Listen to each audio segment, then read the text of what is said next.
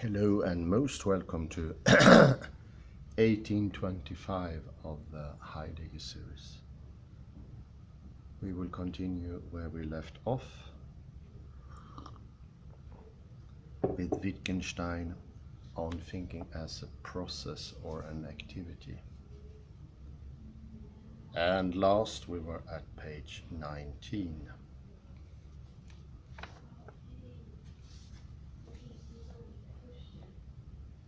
We've been discussing that thinking is a widely ramified concept.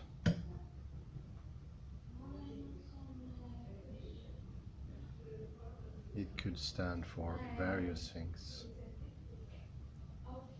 almost an unlimited amount of concepts.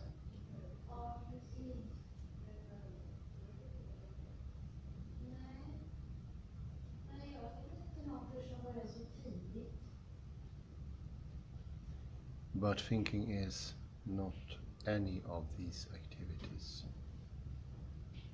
It is something beyond and different. And it's not possible to detach thinking from the activities, so that it could be a thinking per se.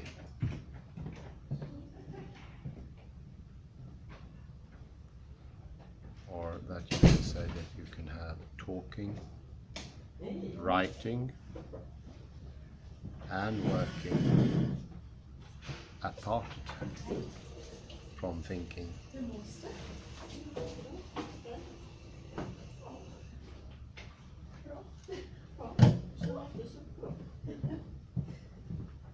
Det är så jobbigt om man inte svarar bra. Hej! Du brukar säga för dig när du kan säga det. Ja, precis. Och det är det ju. Ja. So performance is here deeply connected to the thinking or the doing. Var du sjuk förra gången eller? Vi var lite oroliga att du inte gillade oss. Nej. Ja. Det gick på den sorten. Ja, det gick jättebra. Vi såg att det var ungefär 100 som kom och gick. Ja. Vi räknade bara muggarna och så försvann det. Så det kan ju vara någon som har tagit fler muggar. Det kan det. Ja. Det var ganska bra. Så då kanske vi ska ta ner. Ja, det kan du göra. Då ska vi tyvärr för sent på scenen. And we continue on page 19. Och titta där. Nej. Så du såg några storverk. Similarly, thinking should not be compared to digestion or breathing, but to the soundness of digestion, the quickness of the breath, the irregularity of heartbeat, Var det passé? so thinking is not an independent activity. Ja, det var ju jätteknäppt. It is impossible Han är ju förvirrad. to have the thought process, for example, proceed unaccompanied. Ja, halva bilden då. Och när jag öppnar också. Men. Jag fick i alla fall vara med fast i fel namn. This is much clearer by now. Thinking is not an independent or unaccompanied activity.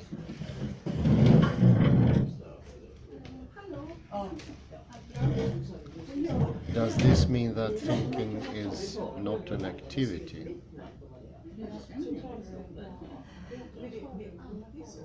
När as we saw at the beginning of section 3, Wittgenstein is not explicit about this. I shall discuss this issue in section 4 below. Ja.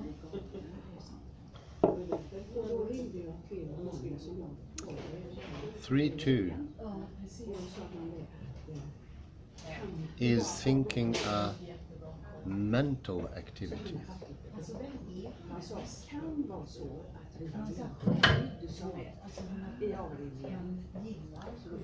In the previous subsection, I analyzed Wittgenstein's remarks on the thinking as an activity.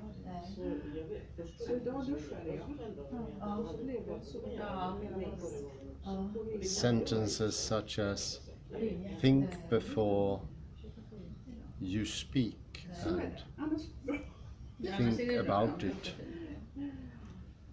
suggests that thinking is an activity, just as speaking, running, etc.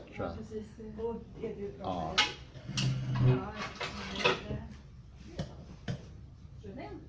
Det är bra. Om en stund så är det bättre. Förutom allt det så är det bra. Ja, jag menar det. Det är ju det.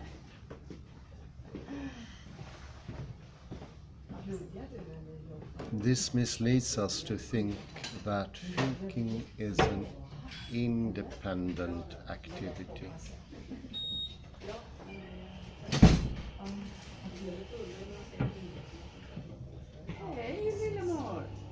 The above sentence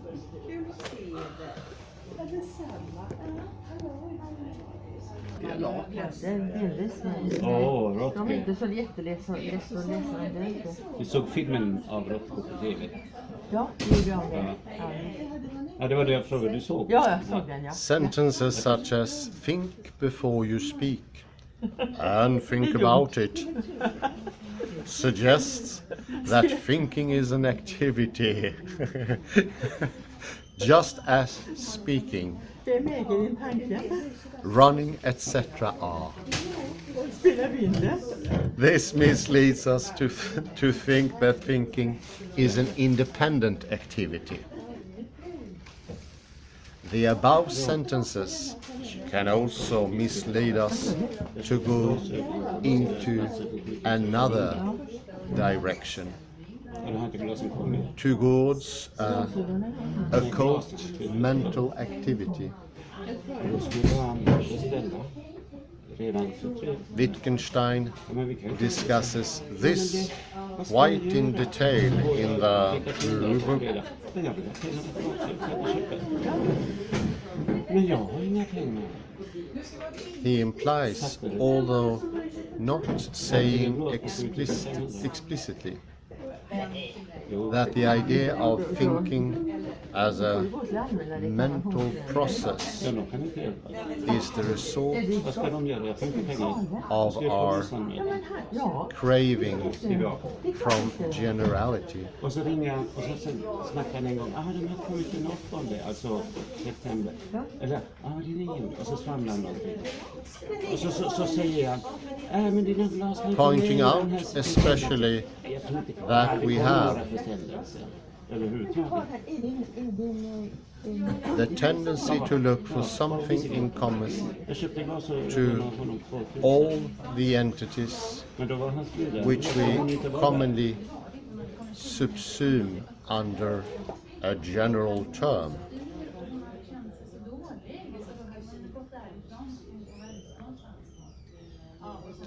We are inclined to think that there must be something in common to all games, say, and this common property is the justification for applying the general term game. to various games,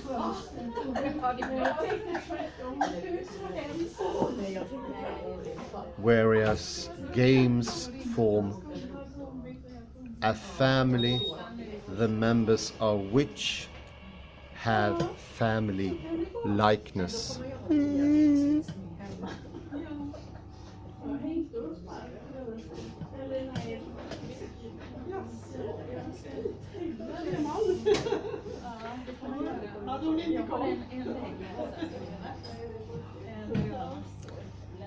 The tendency to look for something in common to all entities which we commonly subsume under a general term.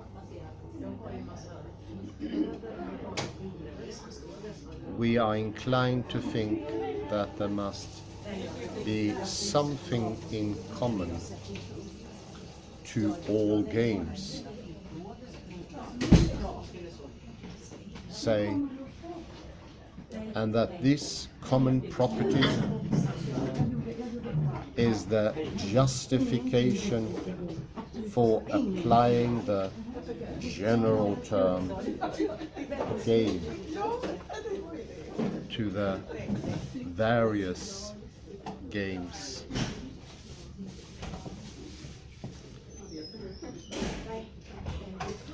Whereas games form a family, the members of which have family likeness.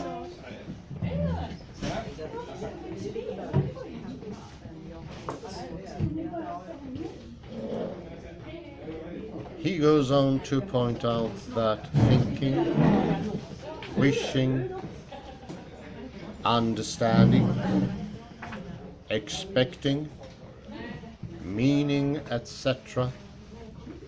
are all family resemblance concepts, writing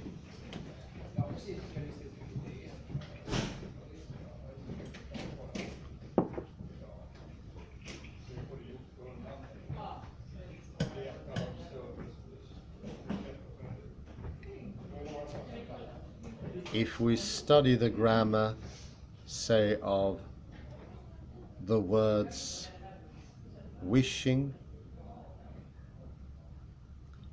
thinking, understanding, meaning, we shall not be dissatisfied when we have described various cases of wishing, thinking, etc.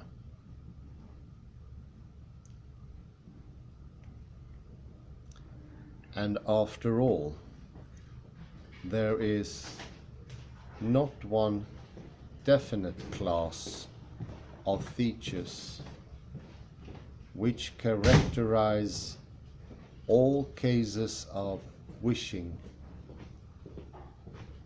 at least not as the word is commonly used.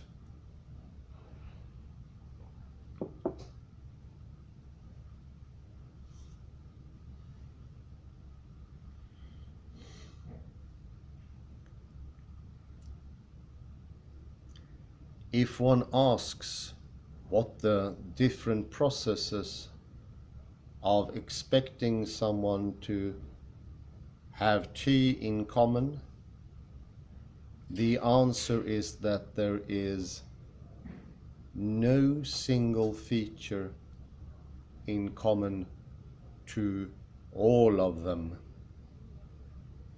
though there are many common features overlapping.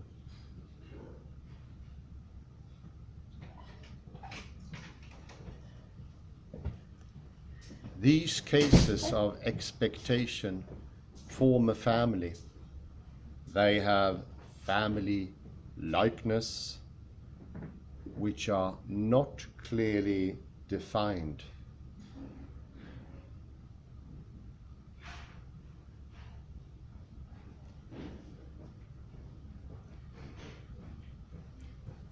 to intend a picture to be a portrait of so and so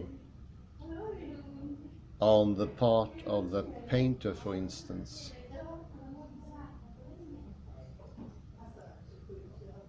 is neither a particular state of mind nor a particular mental process,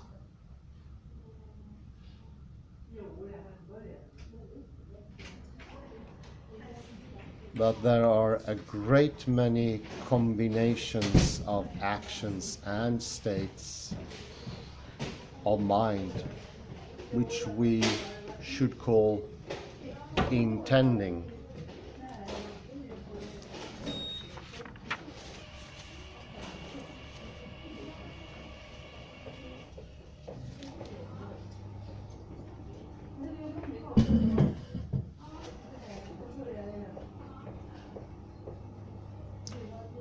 There's also a highly relevant passage in PG.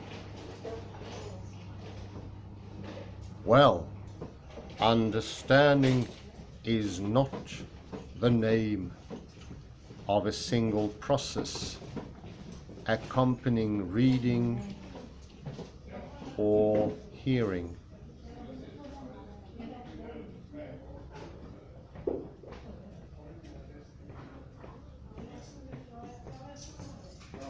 But of more or less interrelated processes against a background or in a context of facts of a particular kind.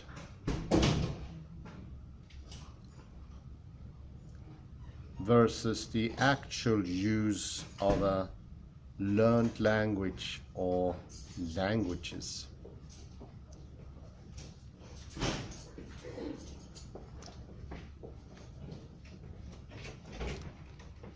We say that understanding is a psychological process, and this label is misleading.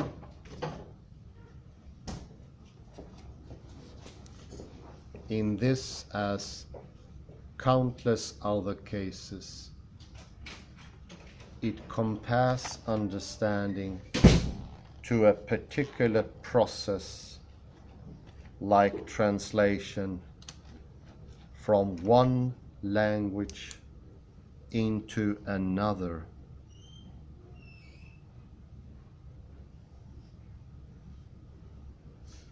And it suggests that the same conception of thinking, knowing, wishing, intending, etc.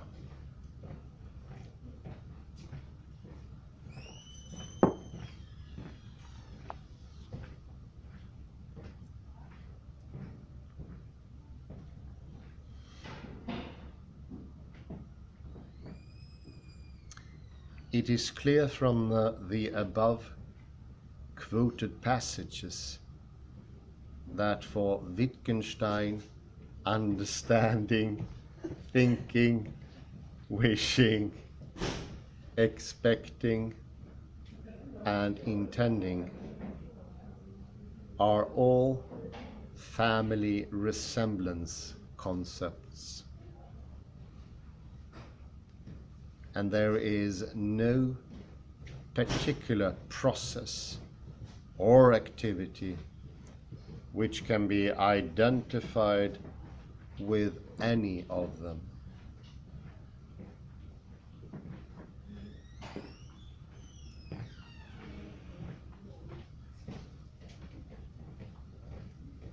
This is why intending is not a particular mental process or activity.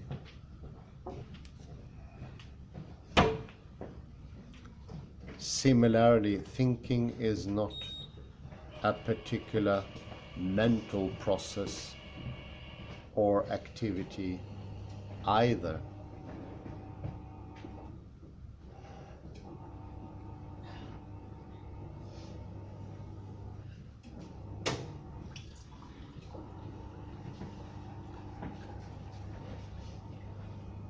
Wittgenstein does not really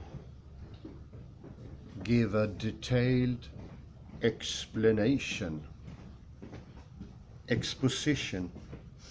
of why thinking is a family resemblance group. Many things may be involved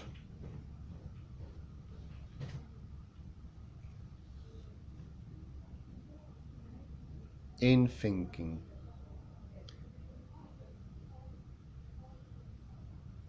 For instance, having mental images, talking aloud or silently, working, writing, etc.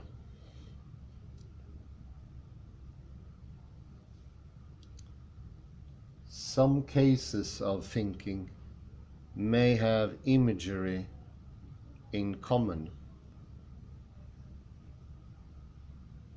Some other cases may involve talking aloud,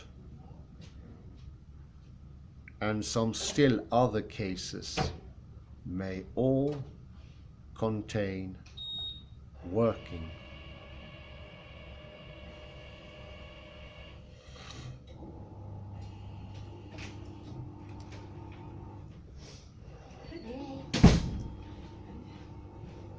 Any of these processes and activities may occur in a case of thinking,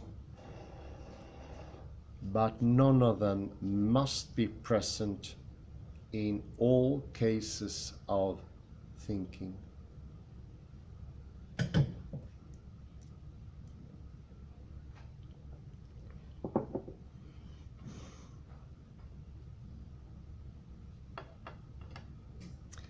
So we can see that it is a grammatical fact that the cases of thinking form a family.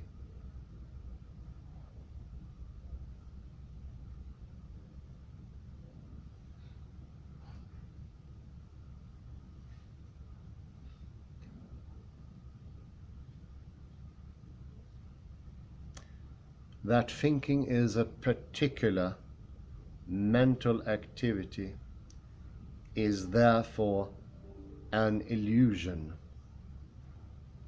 resulting from our failure to understand the multifarious use of the word thinking.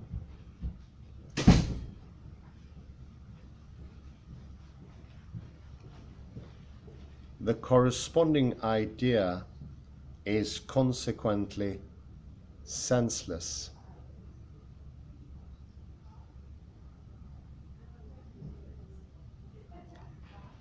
This explains why Wittgenstein says, "It is a travesty of the truth to say that thinking is an activity of our mind, as writing is an activity of the hand."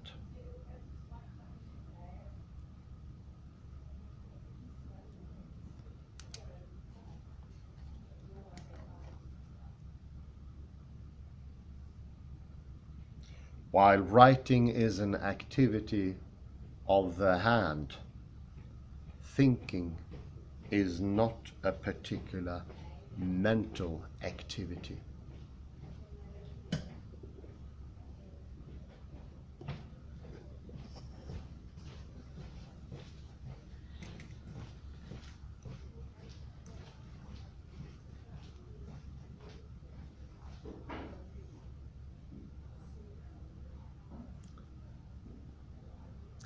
To say that thinking is a particular mental activity is grammatically nonsense.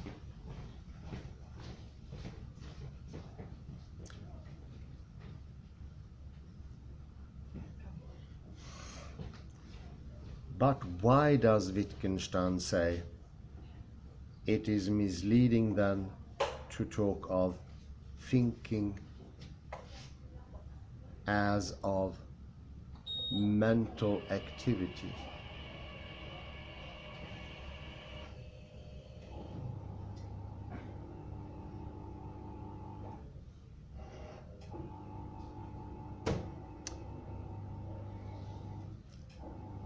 I think the reason is this. To say that thinking is a mental activity is by itself not nonsensical.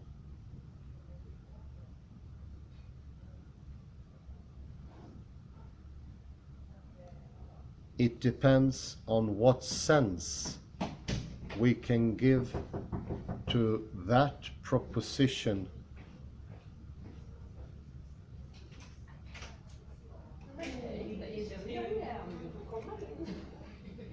If we want to distinguish thinking from bodily activities, such as running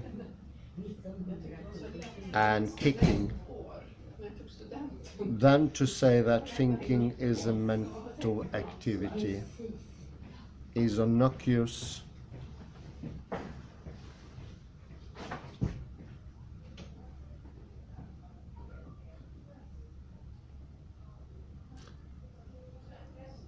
But if by saying that thinking is a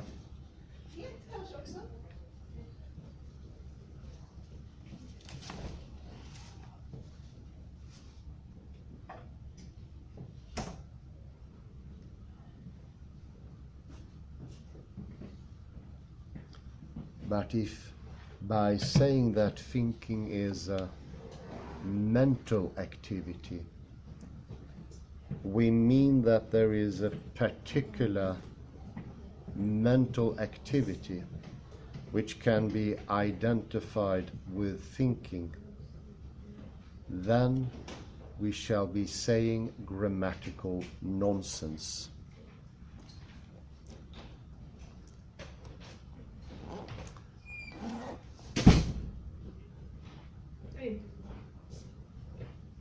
To sum up, is thinking a mental activity? Well, yes and no. Yes, if you want to say that thinking is different from bodily activity. And no, if you want to mean that thinking is a particular mental activity.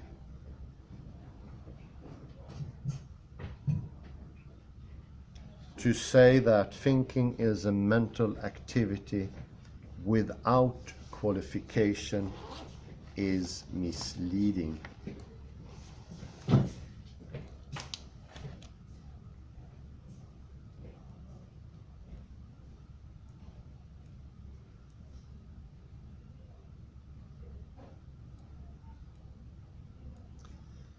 So it's, as a summation here, I end on page 21.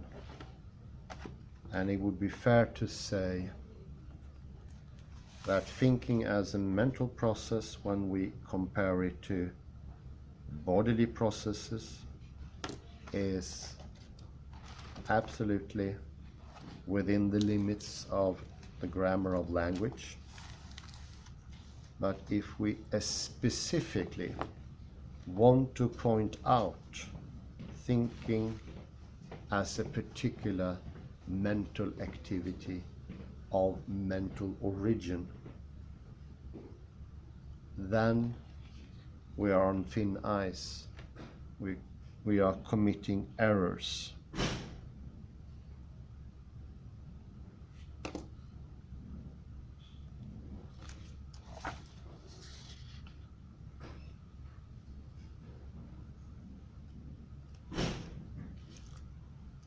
And the comparison is very nice. Thinking is not at all comparable to say that writing is an activity of the hand, and to say that thinking is an activity of the mind. Therein starts the grammatical error. So you see, it's a very specific description Wittgenstein is doing. So be careful not to be too general, as you will lose the specificity of this particular point. It will be lost for you.